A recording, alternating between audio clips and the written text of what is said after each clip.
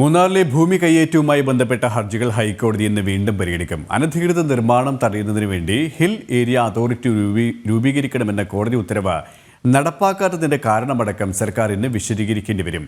പ്രത്യേക ബഞ്ചാണ് മൂന്നാർ വിഷയങ്ങൾ പരിഗണിക്കുന്നത്.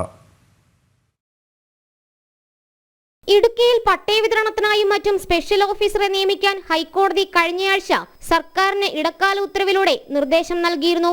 അതോടൊപ്പം തന്നെ അനധികൃത നിർമ്മാണം തടയുന്നതിന് വേണ്ടി ഹിൽ ഏരിയ അതോറിറ്റി രൂപീകരിക്കണമെന്ന ഉത്തരവ് നടപ്പാക്കാത്തതിന്റെ കാരണവും വിശദീകരിക്കാൻ നിർദ്ദേശമുണ്ടായിരുന്നു. വ്യാജ പട്ടയ കേസുകളിൽ സമഗ്രമായ അന്വേഷണം വേണമെന്നാണ് ഹൈക്കോടതിയുടെ നിലപാട്. മൂന്നാർ മേഖലയിൽ ഉൾപ്പെടെ നടത്തിയിട്ടുള്ള കയ്യേറ്റത്തിൽ കൂട്ടുനിന്ന 19 ഉദ്യോഗസ്ഥർ കുറ്റക്കാരെന്ന് ചൂണ്ടിക്കാട്ടി മുൻ ഇന്റലിജൻസ് മേധാവി രാജൻ മധേക്കർ നൽകിയ റിപ്പോർട്ടിന്മേൽ CBI അന്വേഷണം വേണമെന്ന കാര്യത്തിലും സർക്കാരിന്റെ നിലപാടെന്ന് കോടതി കേൾക്കും. അന്വേഷണം CBIക്ക് കൈമാറാതിരിക്കാൻ കാരണമുണ്ടെങ്കിൽ അക്കാര്യങ്ങളാണ് സർക്കാർ കോടതിയെ അറിയിക്കേണ്ടത്. വ്യാജ പട്ടയ കേസിൽ ഗൂഢാലോചന കുറ്റം മാത്രം ചുമത്തിയത് തൃപ്തികരമല്ല. വൻ അഴിമതിയാണ് നടന്നതെന്നും കോടതി നേരത്തെ കുറ്റപ്പെടുത്തിയിരുന്നു. ജനം, കൊച്ചി.